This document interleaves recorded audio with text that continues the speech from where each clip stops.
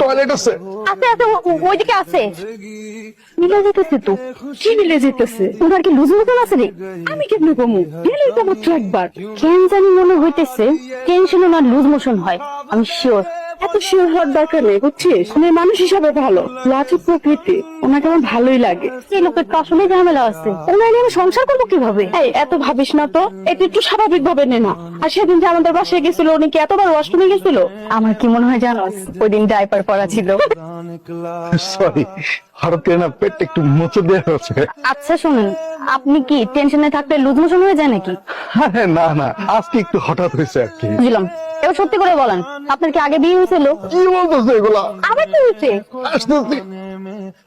সকালে যে খাইছি না, পেটে থাকতেছে এরা। আপনাকে ডাক্তার দেখান। তোমরা যা শুনছো বিশ্বাস করো না, আমার উপর ভরসা রাখবো। হ্যাঁ, মেয়ে দেখার দিন থেকেই তো আপনার সাথে একটা ঝামেলা হয়ে গেল, একটা বেয়াদবি দিয়ে ফেললাম আপনার। সরি আর কি মামা, বুঝছেন না, মনে